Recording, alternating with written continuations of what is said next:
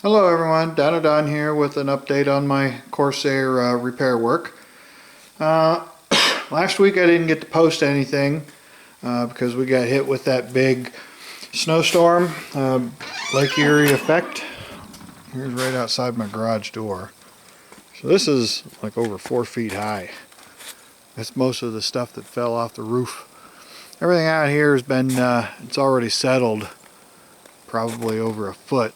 The snow used to be all the way to the top of that fence, and that fence is at least 3 foot tall. So it's settled, quite a bit since then, and all the plowing. So we got hit pretty hard.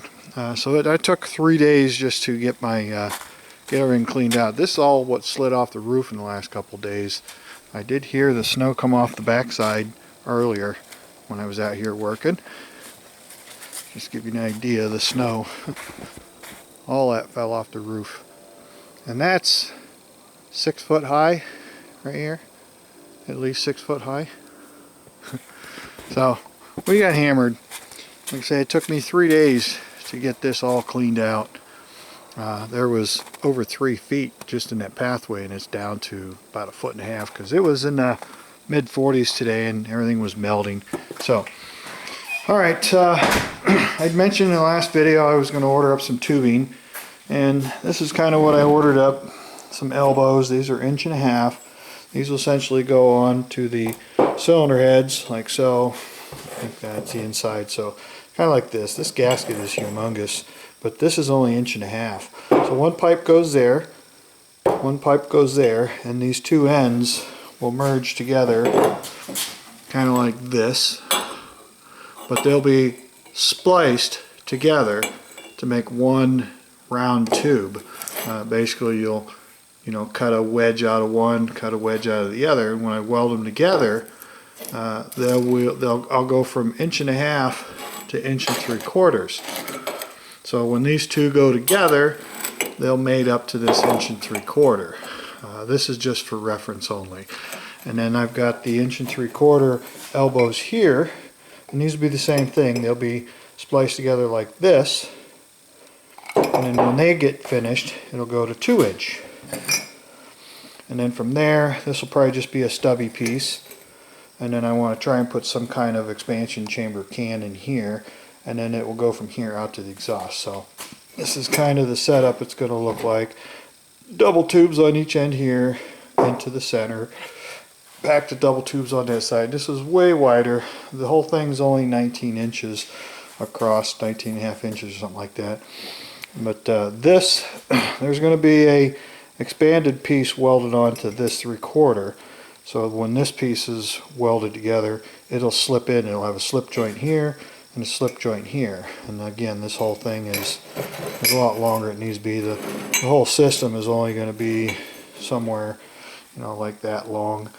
And then this, like I said, this will be over to that, and then it's going to step up to a 2 inch pipe out of there. So I'm going from 1.5 inches, 1.75 inches, out 2 inch, and then maybe 4 or 5 inch piece of big piece in here. No muffler, and then this will go out either out to one side of the cowl or two sides.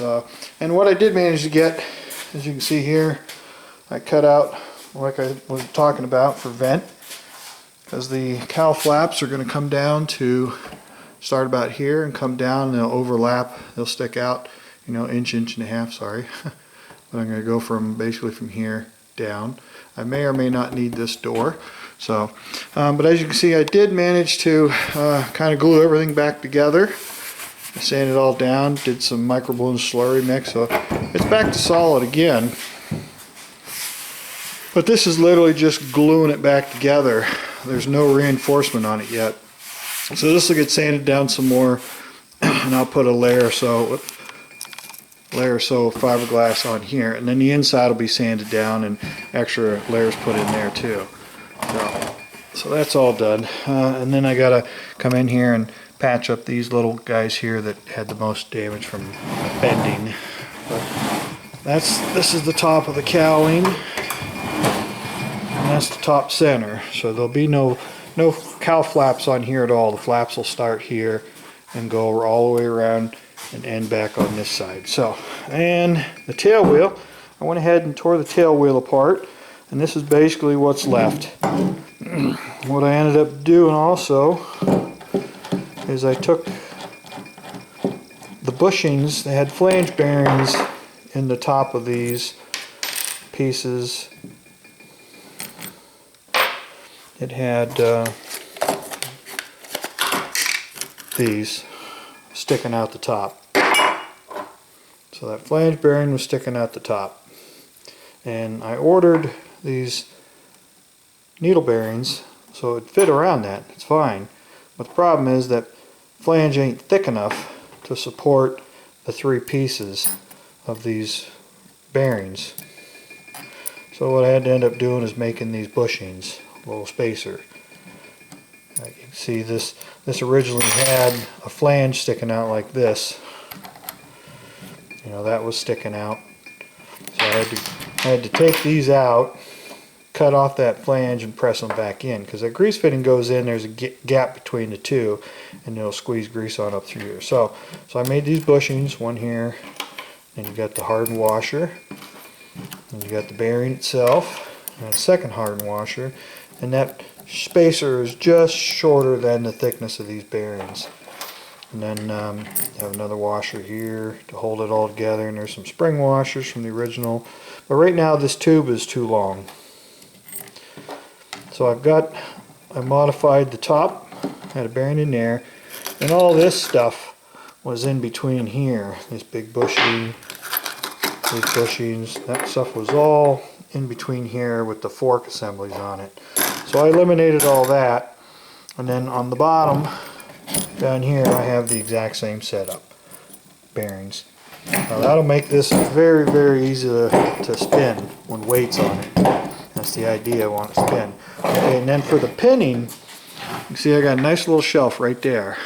So I'm going to make a pin design, a bracket that can be attached to the side of this, and it'll drop a pin right down into this leg somewhere, and that'll lock it straight. And then of course the spring hooks onto here, and there's a grease fitting, a little plastic cap. So this essentially will come in and drop down into a hole there with a cable hooked to it up to the cockpit. So that's where I'm at with the tail wheel. I'm probably going to try and find me a nice precision shoulder bolt to put in here. It needs to be, the grip needs to be 3 3/4, something like that, 2 3/4. I have to remeasure, but I got to go in. It's a 5/8 inch shaft. This thing had, you know, a lot of extra material on there, so it's too long. It won't work without making bushings, and I don't want it all hanging out. So I got that done. So then I've been up here tinkering. Oh, and I do have the light kit coming. They hadn't showed up yet, so I sent them a message. Haven't gotten any tracking or anything for the order. But they're a light kit for an older style RV, I think it was. It's the smallest one they had for height. These are just printed circuit boards. They have the real small surface mounted stuff already on them. But you got to solder in all the resistors, all the LED lights and such, capacitors, and wire it all together. But you get the 2 wingtip lights. The tail tip light was $100 extra. And then it comes with the master control board. You have to assemble all that. So that's coming. I called them up, and it turns out on their website they said they had them in stock. They didn't have them in stock, so they had to order them from their sister company, I think they call it. This was from Fly Boys, and they have another site called Fly LEDs, and they had to order the board kit from them, and they said I should have it in about a week. So I may see it by the end of this week.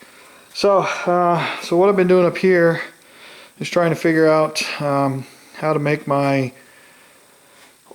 dry sump system. So here's one of the elbows.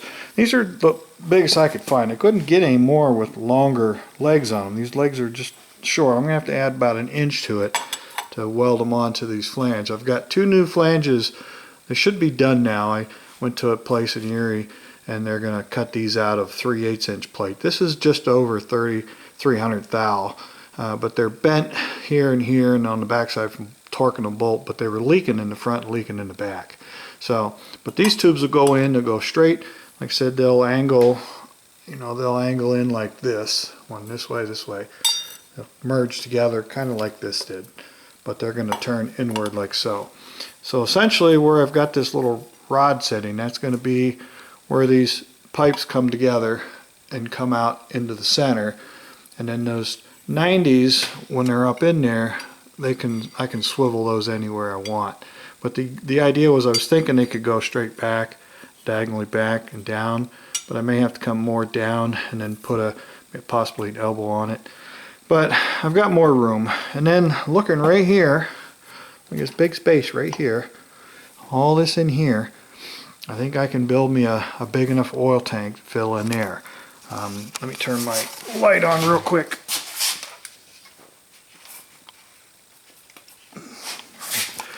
Really quick, but anyway, I've got plenty. This is where the original battery was mounted, so I stuffed that in there. So I've got from these motor mounts to that motor mount over there, it's over 12 inches wide. And then without getting too close to the pipe, exhaust pipe in here, I can go 4.5, almost 5 inches if I drop it down below here, below these bolt heads. But I've got 8, 9 inches of height, 12 inches of width, and I can make it between 4 and 5 inches wide. And then the nice thing is the tank will be able to be seen from the front, and I'll put a sight gauge, one of them glass screw-in sight gauges where you can physically see the level of the oil. I won't need a dipstick. I'll make it so a cap will come out here somewhere so I can fill it just from the cowling. The cowlings clear up into here, but you'll be able to reach back in here somewhere. Maybe when the air comes down through, but I'll have to see where it fits. But somewhere maybe I can put a cap in here so you can add oil, but you'll be able to see the sight gauge right there. So when your airplane's sitting like this, wherever that oil level is with 4.5, 5 quarts in it, I can put that plug in right there at the oil level and see it on the pre-flight. So there's no dipstick to check, and if I need to fill it, I'll have some kind of cap here. It's got to be a sealed tight cap. And then I got to make the plate for here. I was holding off machining anything. I got a piece of plexiglass I'm going to initially cut out to fit it, to check on all these holes, see that they all line up good. And then that'll get bolted on there and see what it looks like. And then the drain can be anywhere in here, center back. It'll probably have a little bit of a sump dish into it, because I can start out with maybe a 1/2 inch piece of plate, 3/4 inch piece of plate, and machine it light. So it'll be fairly light when it's finished. But the drain can come right off and drain right in towards the top of the tank, and it can settle down. This will all be below the level. And then out the back bottom of the tank, like if this was a tank, I'd have a fitting coming out here just off the ground, just off the bottom, and then there'll be a drain hole in the bottom. The idea is you don't want the drain here because it can pick up sediment, but it'll just go right back over to here. It'll get routed somehow through here and back into there. So that'll be the pickup, and then everything will just drain into the top, right out of here, right into the top of the tank. So that's the idea. Somebody had made a post saying, why change things up? Why modify things that was working fine before? It's like, no, it wasn't working fine before. The exhaust muffler, I've had it fail twice on me. It's leaking up here too, because these flanges are bent, because those are the original flanges off the car. I just cut the manifold and modified them. So I got new ones. I drew up some new ones, and they're going to be 3/8 inch thick. And I'm going to see if they have a different gasket than the ones over there, because those holes are just massive, and that's not right. So the newer ones might have a thicker gasket. So then I also pulled the alternator off, because one of my thoughts was to take the alternator out, cut this brace out here, and I could make an oil tank up here. I'd have enough room to put in a big enough tank up here, and then it could still be filled through my original door up here. And then I would bring the alternator down here and mount it up under here, but that would require me cutting out some of this bracing and redoing it. Or the other option was take these hoses and reroute them and make the oil tank back here, but because of this mount, it kind of gets in the way. So I think I'm going to settle on putting the tank right up here in the front. Plate that off. The alternator go back up on top. The only problem was this was the original alternator mount I made, and it was flexing under load. Let me get up here. But it picked up this hole here, the back of that picked up there, in the front picked up this hole here, and under load the alternator was bending like this. It was bending down and back. And that's why you could hear the belt squeal. There was belt dust all over the firewall. So there's not a whole lot of attach points up here. I've got the motor mounts hooked here and hooked into there. I might be able to triangulate off these 3 holes, plate off here, but I gotta stiffen it up so that thing cannot move at all. So the alternator will go back there. I don't have to cut anything up. I just got to make a much more solid mount. Okay, you see what I did with it. I think did it fall down in there? Yeah, wherever it is. Oh, here it is. That's all steel. It's all welded, but it was still flexing. The alternator was flexing, but so that's kind of the base point of what I'm going to start with. And that was the arm for tensioning the belt. So, but as far as everything else back together, oh, and I got the prop hub on here. I wanted to make a spinner that looks more like the hydraulic dome on a real Corsair. So on eBay searching for aluminum balls, I found these. These are, somebody had made these spun aluminum 1/2-inch spheres.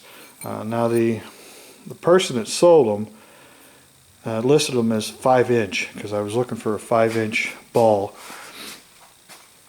Well, it turns out they're not 5 inches. They're only 4 inches. Because 4 inches, I'll show you the problem. See the problem? It's right in the bolts. 5 inches would have done that. It would have covered all those bolts up just perfect. Warp Drive wants you to put a 3/8-inch plate on the face of this under the bolts like this. So I've got a design now that I'm going to put a 3/8 plate on here, and then I'm going to take a piece of 1/2-inch plate, which I actually happen to have here, and this is going to be cut out again, 1/2-inch plate, and it's going to go over the bolts like that. I'll make a pocket. These are only about a 1/4 inch deep, so I take this 1/2-inch plate, pocket out the bolt pattern. It's like not quite 9/16, but it's, or what is it? It's across. You have to go across the head of the bolts. I think it's a little over 9/16, but either way, I make some pockets, and that plate will go right over these, and then I'll cut it so it's the same diameter. The 3/8 plate's going to come out to here, out to that machine. There's a slight little ledge right there, so the 3/8 plate will go on here, and then I'll make a 1/2-inch plate the same size with pockets in the back to hide the bolts, and then it's going to go back into here. I'll have a plug or something in here for a bolt to go down through. But that I've found a 4-inch aluminum. This will be machined out with a ledge in it, so a piece of 4-inch aluminum tubing will fit right in that 1/2-inch plate, and it'll kind of contour it, either round it or shape it, so it kind of looks like a spinner coming up, and it'll grab around that 4-inch, and then this aluminum, it'll just get welded on. So this will stick out probably 4 inches, and then the ball's another 2 inches, so it'll be 6 inches from there to this, plus the 1/2-inch plus 3/8 inch. You know, you got, that's 4, 5, 6, 7, 8 inch plus this, so it's about 7 inches this thing's gonna be sticking out. But it'll be a straight, it's not gonna be a spinner like this, it'll be straight sided. So that's kind of where I'm at, and luckily I just happen to have the right size bolts. Once I put a 3/8 plate under there, it's perfect for a nut and washer. So this is the other ones, this is the short, the original bolts. This new hub, I think they said, is 100,000 thicker. So but I bought these bolts before, and these damn bolts were, oh my god, I can't remember what I paid for these, but it was stupid. It was like 10, 20 bucks a piece for these bolts. But the short bolts, they were like $5. It was a real stupid price for a change in, you know, like three sizes longer. So it's kind of where I'm at. I don't think there's anything else. I don't have to touch anything on this.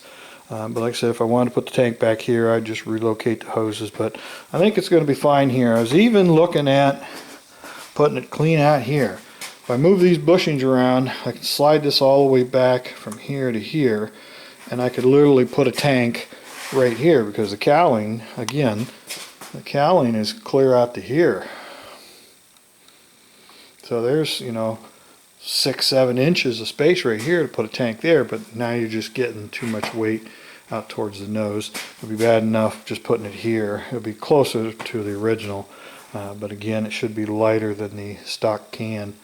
So I just wanted to get you guys updated with what's happening.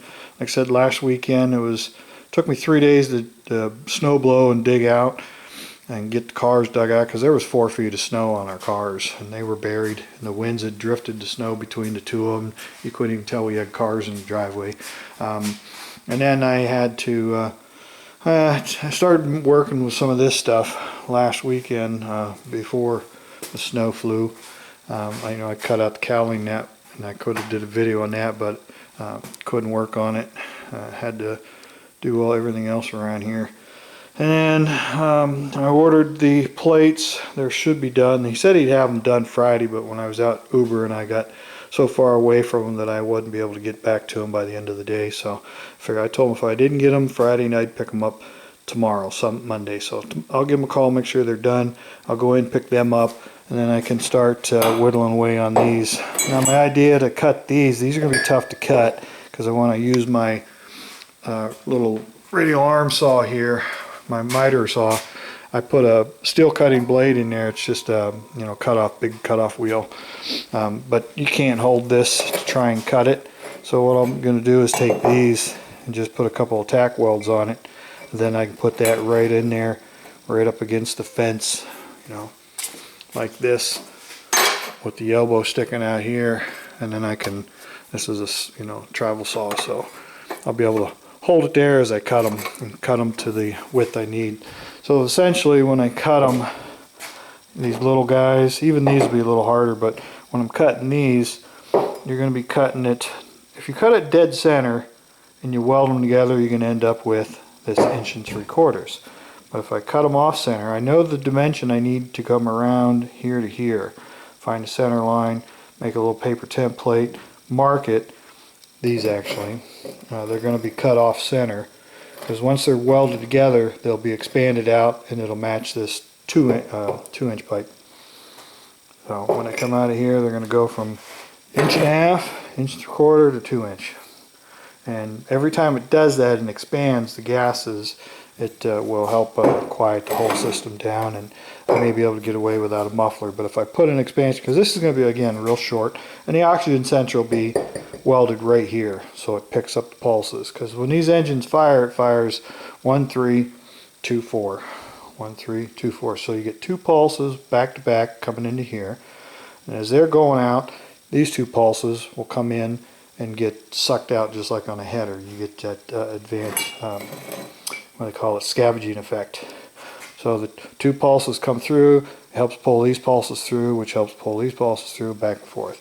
And every time these expand, go bigger and bigger and bigger, it slows the velocity down of the exhaust, and it also makes it tone quieter. But again, I want to try and put some kind of chamber, even if it's only 4 inches long, 4 inches in diameter.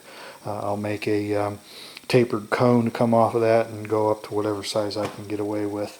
It'd be nice to find a piece of 4 or 5 inch stainless pipe, like a semi-exhaust pipe. And this is all stainless. These are just they're just a little dusty, but they're stainless from another. But this whole thing, these only need to be real short. And I've got one more pipe coupling coming. It's a 1 3/4 ID, 1 3/4 ID, and then it's still 1 3/4 OD in the middle. If I cut it in half, turn it around, weld it to this one, weld it to that one, and then these legs will slip into it. It'll be a slip fit. And then when you go take it apart, you unbolt the heads, and these will pull out of the center section. So that's the idea, friends. All right, well, I cut these off. I look at that, I was like, well, I can use that because I got to add like an inch or so to these elbows. They need to be a little taller. So I cut one off and I grabbed a magnet and put it on there, and the damn thing's steel. This is stainless, but this was steel. So the old exhaust manifolds are long enough I can cut a couple chunks out of them, because I only have to extend it up here on the top edge. And then the bottoms are going to be welded together, and then they'll made up to those. So that's kind of my theory. All right, I'm going to go ahead and enter now. If I get this stuff tomorrow, get this stuff tacked up, get those flanges, I'll start cutting up some of this stuff, tack it all together, throw it on there, and then maybe by Tuesday night I'll have something to show. I may look for a shoulder bolt McMaster carb, probably have what I'm looking for that, and that'll be done. And then I just got to work on pin mechanism that is spring loaded, so if you flip the lever in this cockpit, it'll pin it, and you'll flip the lever back, it'll pull the pin out. So the default would be, if the cable failed, the default would be pinned. It'll pin it. So that's where I'm at with that. So I think that's it, and I wanted to get back on this, but that's nice and solid again. It still needs the wire needs to be in place, so I got to finish it. But I got to get inside, grind away on that. I bought some these sanding discs for the angle grinder to get in there and scrub the insides down, and that I'll just lay in some fresh glass to reinforce it. And then the only other thing left to do is patch up these bottom nubs that were mangled, bent up pretty good from sitting on it when it was flipped over. So a lot of work. And then of course the canopy, which I still have. It's material sitting here, the 3/16 plexi and the plywood to make the canopy mount. Then my lathe, making those little bushings. The motor came loose, and I had to tear that all apart and fix that so I could finish making the bushings for the tail wheel. And there's my original tail wheel that I just put on the airplane. It worked great. I guess I can take that out of the battery. So, alright, I'll get some more work done. Once I get going with the CNC to make like that aluminum plate for that, I can cut out these parts to make the patterns for the cowl flaps. I can cut out my plywood mold or pattern to make the canopy.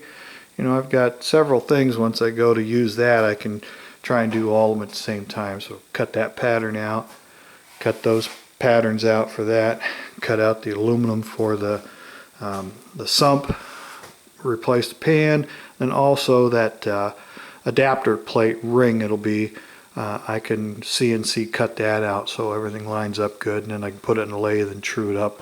The machine does a pretty good job of cutting, so, but we'll go from there. And there's some 1-inch bar stock I dug out to make the bushings, but I actually found a short piece to end up making those 2 bushings for that. So alright, the place was a big mess in here. I just kind of cleaned it up real quick. My snowblower needed fixing too. I got it out and had to get it running, and then luckily I brought it into here before that snow hit. And then over the weekend, Friday night, let's see, Thursday was Thanksgiving, I was out here working on that, getting it running and readjusted and tuned up. And then I wasn't able to get out here till Saturday to snow blow, because it just snowed all day Friday, and that's what dumped everything on us, was all day Friday. So Saturday I spent, over half a day just snow blowing. It was crazy. And then it was still snowing after that. So alright, and then these next couple days it's supposed to be in the mid to upper 40s again. So alright friends, that's gonna do her. I just got one piece of tubing coming, still got the lights coming. I may have to order another piece of maybe another angle tube. Once I get this on tacked in and set up there, see what it looks like, then I'll get a better idea which way to route it and how to route it. I may just come out with one pipe, one 2-inch pipe, maybe just straight out to the center of the bottom of the cowl, and where it's already cut out. I can bring it right out through here and notch that bottom cowl flap and just bring it right out the center bottom. And then the original 2 that are over here, I'd probably just fill them in, foam them, and glass over them so you can't see them anymore. Okay, for the last time, that's going to do her. As always, feel free to leave any comments, questions, concerns, and answer them as they come in, and I'll try to get another video up maybe by Tuesday night. This is today's Sunday. I'll get this thing checked out and uploaded and give you guys something to watch. So alright, that's going to do her. I'm going to go ahead and get back inside. It's cooling off out here. I turned the torpedo heater off, but just so I can make this video. Don't want it kicking on. So alright everyone, that's going to do her. I will see you on the next one, maybe Tuesday night. So for now, this is Down and On out.